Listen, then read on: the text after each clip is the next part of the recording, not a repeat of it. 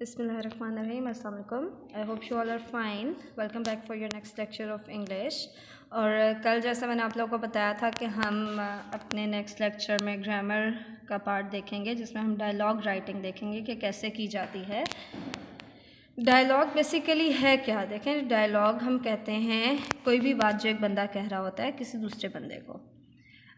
जब हम डायलॉग्स लिखते हैं, जैसे आपके सिलेबस में है, तो उसमें क्या है, हम दो लोगों के या दो से ज़्यादा भी हो सकते हैं, लेकिन आपके लेवल पे हम 2 पीपल की ही बात करते हैं कि वो आपस में कम्युनिकेट कर रहे होते हैं। दोनों कोई बात कर रहे होते हैं, आपको एक टॉपिक दिया होता है, उससे रिलेटेड जुमले वो लोग बोलते हैं। अब आपके जो पेपर पैटर्न है उसके अकॉर्डिंग जो आपके मार्क्स हैं, 8 मार्क्स हैं आपके डायलॉग के, उसमें आपने क्या करना है, आपके पास जो है ना, जो डायलॉग्स आप सेंटेंसेस लिखते हैं, हम लिखते हैं जी अली और उस्मान के बीच में डायलॉग है। हम कहते हैं जी आपने 4 सेट्स लिखने हैं, 4 सेट्स लिखने हैं डायलॉग्स के। तो वो 4 सेट्स का ये मतलब है कि अली और उस्मान दोनों ने 4 सेंटेंसेस ज़रूर बोलने हैं। मतलब दोनों के पार्ट पे आपने 4 सेंटेंसेस ऐड करने हैं। 4 ईच होता है 4 सेट्स का मतलब। उसमें फिर एक और चीज़ हम देखते हैं कि आप जो कहते हैं अस्सलाम वालेकुम, वालेकुम अस्सलाम, आप कैसे हैं, मैं ठीक हूँ, उस्मान आप कैसे हैं।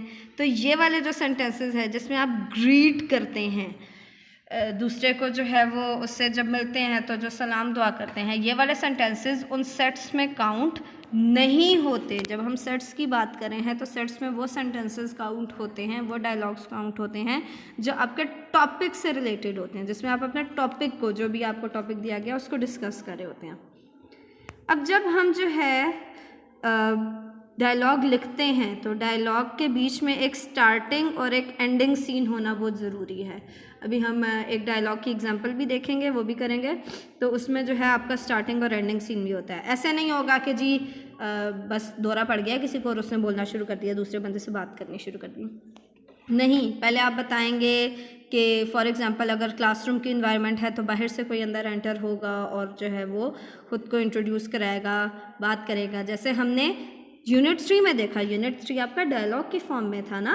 हमने उसमें देखा कि टीचर जो है वो क्लासरूम में एंटर होती हैं और टीचर ने पहले से स्टूडेंट्स को बताया हुआ है कि क्लास डिस्कशन होगी, वो पहले से प्रिपरेशन करके आए हुए हैं। आपको एक बैकग्राउंड पे क्या हो रहा है वो सारी डिटेल्स भी दी हुई है। और जब मिस आयशा क्लास में एंटर होती हैं तो फिर वो सलाम करती हैं बच्चों को।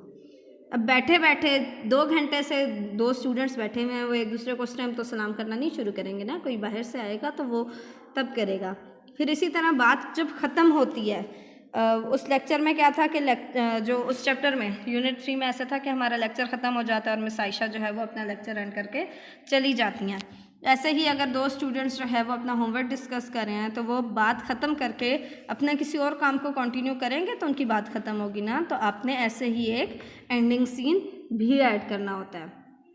अच्छा, अब जब हम डायलॉग्स लिखते हैं तो हर बंदे का डायलॉग, हर एक डायलॉग नेक्स्ट लाइन में शिफ्ट कर देना आपने। जैसे अली का डायलॉग है, अली का नाम लिखा, आगे अली का डायलॉग लिखा, तो अब उस्मान का डायलॉग आप उसी लाइन से नहीं स्टार्ट करेंगे, नेक्स्ट लाइन पे मूव करेंगे, उस्मान का नाम लिखेंगे और फिर उसका डायलॉग लिखेंगे। हर कैरेक्टर, जहाँ जितनी दफ़ा भी आप कैरेक्टर का नाम लिख रहे हैं उसके बाद हम एक जो है वो क्या करेंगे, कॉलन डालेंगे। कॉलन होते हैं वो जो 2 डॉट्स हम बनाते हैं, ठीक है, वो हम डालेंगे, वो डालना ज़रूरी है। कैरेक्टर का जब आप नाम लिखेंगे, जैसे अभी हम अली और उस्मान की एग्जांपल देख रहे हैं, तो नेम्स हम हमेशा first letter, first alphabet capital लिखते हैं, तो वो कैपिटल लिखना ज़रूरी है। ऐसा नहीं होगा कि पहली दफ़ा में तो अली का ए कैपिटल है और उस्मान का यू कैपिटल है, आगे जब उसको लिखना शुरू करेंगे तो ए भी स्मॉल हो गया है, ए एल आई तीनों स्मॉल में लिखनी है, उस्मान का यू भी स्मॉल हो गया है। तो आपने पंक्चुएशन का बहुत ज़्यादा ख्याल रखना है। एक और चीज़ जो है वो क्या इम्पोर्टेंट है, आप हमेशा जब भी कुछ भी लिखते हैं तो उसमें आपकी राइटिंग के अंदर एक स्वैग होना ज़रूरी है। स्वैग क्या है? Basically S stands for starts with a capital letter. आपका सेंटेंस हमेशा कैपिटल लेटर से स्टार्ट होता है। जो भी हम बात सेंटेंस शुरू करते हैं फर्स्ट लेटर उसका कैपिटल होता है। डब्ल्यू क्या है? It should be written neatly, neat लिखा हो कि उसको ईजीली पढ़ा जा सकता हो। A stands for a space between each word. घिचमिच करके नहीं लिखना है, ऐसे नहीं लगे कि वहाँ पे जो है वो इंसेक्ट्स का या कीड़ों का डांस चल रहा है और बस वो खेल रहे हैं वहाँ पे कॉपी के ऊपर या आपके पेपर के ऊपर। हर वर्ड सेपरेटली पढ़ा जा सके। और इसका यह मतलब भी नहीं है कि इतना गैप दे दें कि एक लाइन के अंदर सिर्फ 3 वर्ड्स लिखे हुए हों आपने। लास्ट में क्या है, give punctuation at the and. Punctuation क्या है, अगर आपका सिंपल सेंटेंस है तो हम उसके एंड पे फुल स्टॉप लगाते हैं। अगर जो है वो कोई क्वेश्चन होता है तो हम क्वेश्चन मार्क लगा देते हैं। फिर हमने सेंटेंस की टाइप्स की थी क्लास में, तो वो जो एक्सक्लेमेटरी सेंटेंसेस थे जिसमें फीलिंग्स एक्सप्रेस की जा रही थी, उसमें हमने एक एक्सक्लेमेशन मार्क लगाया था जो सीधी लाइन थी और नीचे डॉट था। तो जो भी आपका पंक्चुएशन मार्क है सेंटेंस के एंड पे वो लगाना ज़रूरी है। हमारे पास डायलॉग 1 जो है हम उसको देखते हैं। हम देखेंगे कि हम डायलॉग कैसे लिखते हैं। डायलॉग 1 है आपका dialogue between a teacher and a student. अब ये जो ब्रैकेट्स वाला पार्ट है जो इटैलिसाइज भी हुआ हुआ है, इटैलिसाइज मतलब टेढ़ा हुआ हुआ है, ये आपका स्टार्टिंग सीन है। स्टार्टिंग सीन आप चाहें तो SCENE सीन लिख के भी लिख सकते हैं, लेकिन बेटर तरीका क्या है, आप उसको स्टार्ट में सेपरेट लाइन में जो है वो ब्रैकेट्स में लिख लें। अब ब्रैकेट में हमारे पास सीन क्या है, student is late for class. एक स्टूडेंट जो है वो क्लास के लिए लेट है। शी एंटर्स दी क्लासरूम, और वो क्लास में एंटर होती है। हमारा सीन यहाँ पे ख़त्म हो गया, हमने ब्रैकेट क्लोज कर दी और डायलॉग शुरू हो गया। पहला डायलॉग बोला टीचर ने, हमने टीचर का T कैपिटल रखा, टीचर का नाम लिखा, कॉलन लगाया, ये 2 डॉट्स हैं। उसके बाद टीचर का डायलॉग आ गया, hello you are a bit late today. Student ने आगे से क्या जवाब दिया, yes madam I am sorry. अब स्टूडेंट, हमारे पास यहाँ स्पेस थी लेकिन स्टूडेंट नेक्स्ट करेक्टर है तो उसका डायलॉग हमने नेक्स्ट लाइन में लेके, फिर यहाँ स्पेस थी लेकिन करेक्टर चेंज हो रहा है, हम नेक्स्ट लाइन पे मूव करके हमने यहाँ पे उसका नेक्स्ट लाइन में टीचर का डायलॉग लिख दिया। टीचर क्या कह रही हैं, वेल व्हाट हैपेंड। फिर उसके बाद स्टूडेंट जो है वो डिटेल बता रही है कि कैसे स्कूल बस जो है वो टाइम पे आई लेकिन उसका टायर पंचर हो गया और ये लोग लेट हो गए। टीचर आगे से बीच में रिस्पॉन्स दे रही हैं, I see it's none of your fault then, ठीक है आपकी इसमें गलती नहीं है। फिर स्टूडेंट आगे से मज़ीद डिटेल्स दे रही है कि ड्राइवर ने जो है वो बहुत सारे लोगों को, he wave to other vehicle but they would not stop, उसने बहुत सारी गाड़ियों को हाथ दिया, इशारा किया, लेकिन कोई भी उनकी मदद के लिए नहीं आया। फिर टीचर ने आगे से उसको कहा कि well what did you do then, आप लोगों ने फिर क्या किया। तो स्टूडेंट ने बताया कि हमने बस को वहीं छोड़ दिया और हम आ गए। टीचर ने आगे से उसको कहा कि हाँ ठीक है, जो भी टीचर का रिस्पॉन्स है हमने वो देखा। और एट द एंड क्या है, टीचर कहती है कि अब हम अपने लेसन की तरफ मूव करते हैं। एक टॉपिक की डिस्कशन ख़त्म हुई और हमें बताया जा रहा है कि हम उस डिस्कशन को छोड़ रहे हैं, जो मेन डिस्कशन थी हमारी, जो हमने डायलॉग में लिखनी थी, अब हम दूसरे काम की तरफ मूव करने लगे हैं। तो यहाँ पे हमारा डायलॉग ख़त्म हो जाएगा और हम फिर एक एंडिंग सीन डालेंगे जो फिर हम अगेन ब्रैकेट्स में डालेंगे सेपरेट लाइन में।